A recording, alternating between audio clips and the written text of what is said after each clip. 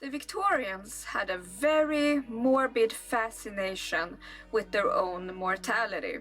Historians today even actually call it a cult of death. It all culminated when Queen Victoria lost her Prince Albert in 1861.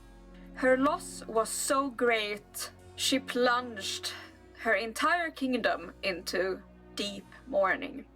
This episode will be told in 3 parts. The first is the art of dying. The second part is after the good death. And the third part, memento mori and the rituals of mourning. Let's get into it. The art of dying a good death. Like we said, Queen Victoria threw her kingdom into mourning and started a frenzy of black burial etiquettes, a good death, hair in jewelry, appropriate mourning periods and stages, and fun times galore. The art of dying, also called ars moriendi, was a way to plan your own demise. A good death meant that you would preferably be lying at home with your family surrounding you. You had to have a clear mind, so no narcotics were to be given even if you were in great pain. It was very important that you departed with some last inspirational words that your loved ones could take with them as a kind of a solace after the fact. When the time was closing in, you should always have people around you, almost making it into your own little farewell ceremony directed by yourself. And if all went well, you told some good words and you left looking peaceful in your own bed, then you had won in the art of being cancelled. So what now? The good death has been accomplished. The etiquette now was to keep the body of the dearly departed for around 4 days in your house. It would be displayed proudly in your parlor. Flowers would surround the body, not just to look super duper pretty, but to mask any smell. Also, of course, as many have heard about post-mortem photography, it was actually a very rational thing to do back then. During the time that the body was laying in wake at home, this was actually their only time to get a picture of their loved one. Like, it was an expensive endeavor, so many people only took their photos when they got married or, well, yeah, when they passed. Directly after the departure, there would be a 24-hour vigil. Someone would be by the body for a full 24 hours, not leaving it, not taking their eyes off of it. All clocks would be stopped in the household at the time of departure, and this would be called the sad hour. Jewelry would be made with a little clock showing the hour of cancellation, and the clock wouldn't be started again until after the funeral. The household was supposed to be super duper quiet, no noise, no joking, no having fun, to disturb the spirit and its moving on. You wouldn't want a ghost to stick around because you were having fun in the kitchen, you know. Calmness was key. Do my eyes deceive me? A sponsor? No, you guys are my sponsors. Without you guys' support and subs and likes and comments for the algorithm, and especially my Patreons and anyone who's been kind enough to give a tip, I would not have been able to keep this channel running without you. So giant thanks from the bottom of my heart. Let's continue on with the video now.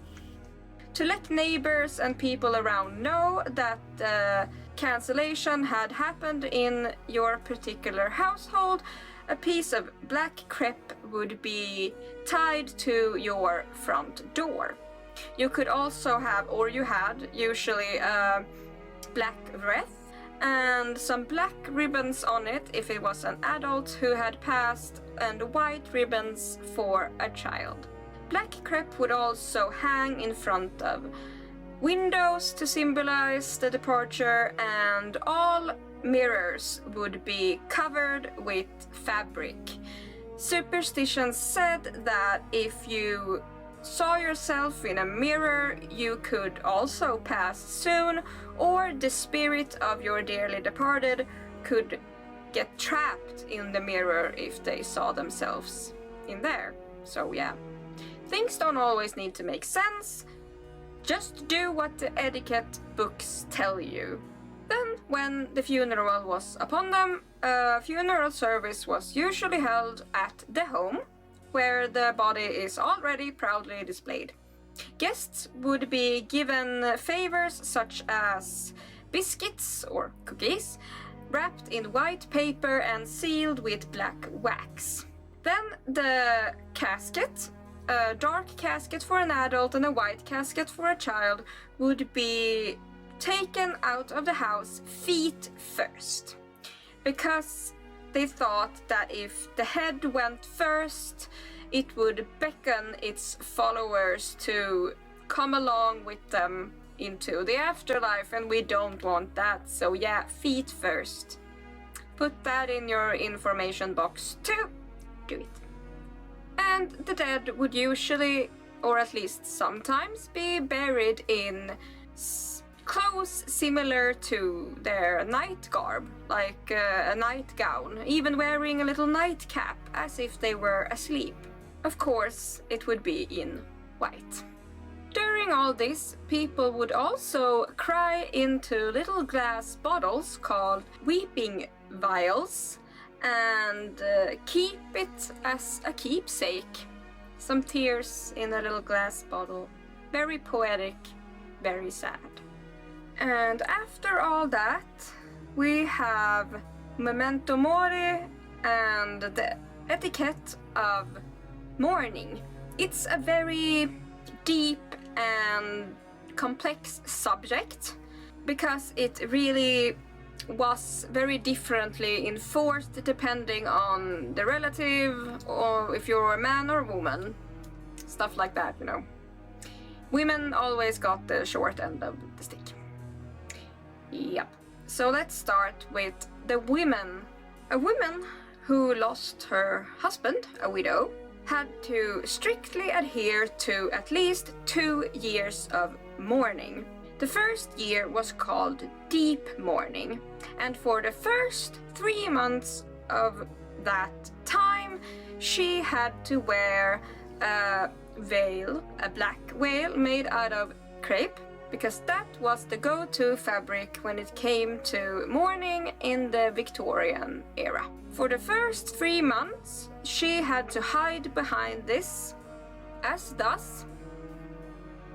And then, when those months had passed, she still had to wear it, but she could, show her face at least. But that didn't mean that she could go and do whatever she wanted as long as she wore black. She was banned from any kind of social leisure activity.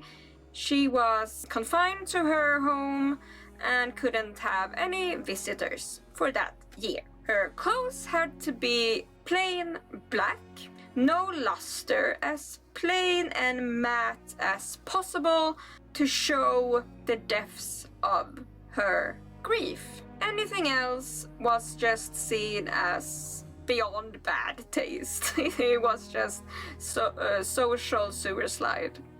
Yeah, you had to adhere to it. And after deep mourning, usually a year and 1 day, you would pass into second mourning, or ordinary mourning. During this time, you could slowly incorporate acceptable mourning colors, but only in accents like a white collar, some trims in mauve, lavenders and greys. You could also incorporate some jewelry at this point, usually made out of jet. Mourning jewelry is an entirely different topic. You would take the hair that you had taken off your yeeted lover, and you could make some intricate little art pieces with the hair. You could sculpt them into a weeping willow, flowers, or just some fancy decorative symbolic thing. Or you could just braid it and use it in any kind of jewelry. I've seen earrings and bracelets made out of human hair for mourning purposes. But like said, the jewelry itself should be black, mostly jet. And then, of course, the third mourning period finally came, and you could incorporate the socially acceptable mourning colors like I told before, the grey, the mauve, the lavender, the whites, into your dress, and you could start wearing more elaborate jewelry and stuff like that, but it had to happen in like a slow pace, introduced little by little. Some women actually never left the mourning phase and mourned their loved one their entire lives. For example, Queen Victoria. Like I said, men had it easier. They had to be in mourning for 1 year after the loss of a spouse. This meant that they had to wear their darkest suit with a white shirt underneath and only dark accessories. Some men would actually take crepe and tie it around their hats, quite giving it the look of a weeping whale. It would protrude a little down to the side as a tribute to their lost loved one. They only had to keep a social distance though for 3 months. After that, they were actually allowed to remarry and could opt out of mourning clothing on the day of the wedding.